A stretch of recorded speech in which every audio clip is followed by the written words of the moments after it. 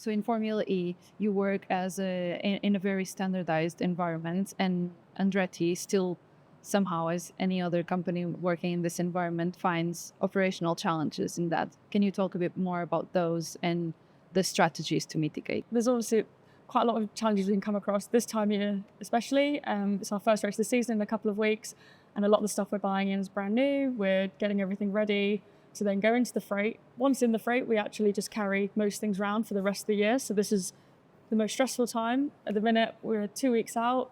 We currently have no driver's clothing. We have no team clothing. We're waiting on helmets. Everything is always right up to the limit before the first race.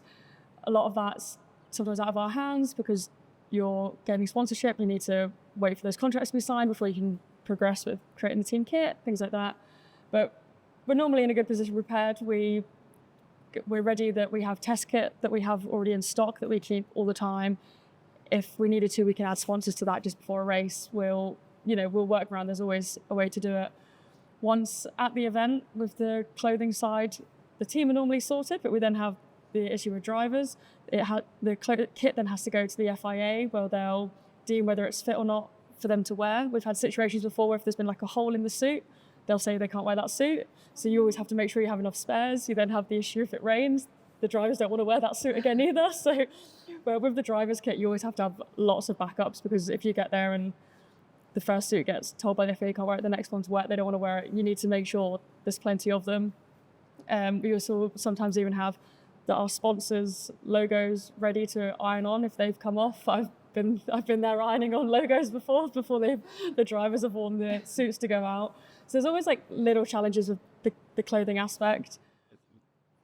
Normally, we've always overcome it, but you've got to make sure you've got enough layers, because at the end of the day, there's a lot of things you can live without in motorsport and work your way around, but the drivers need to be in their kit to get in the car. And if that doesn't happen, you're not racing, essentially. Yeah, that's really interesting. It seems like you have nailed your key resources. You know exactly what it is that you need and what you can let go of. But it also, I was listening to you and it was reminding me of the workarounds. So it feels like you have workarounds in place to just get ready to go if you need to, like the ironing of the sponsorship. So it's really good, and definitely something that our clients also look to do, is just having those workarounds ready, mapping what are your key resources and what you can do if something fails. And something will always fail. And sometimes the workarounds aren't the prettiest. You need to know that, okay, if this goes wrong, we can make that work. It's not going to be a carbon copy of what you would have wanted to happen,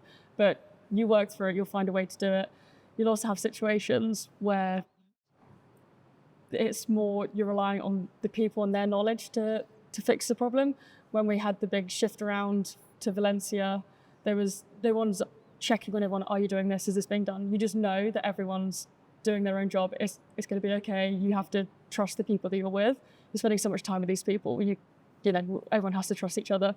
So a lot of our planning, so to speak, actually comes at the hiring process of you're hiring personalities that you know aren't going to panic. They can have a can-do attitude.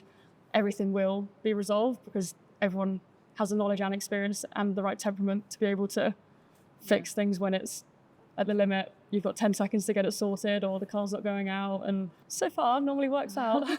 That's really interesting. It's interesting to see how the two main resources and key dependencies that we would expect to see, so technology and people, are actually quite balanced. For Andretti, you need people just as much as you need technology for everything to work out.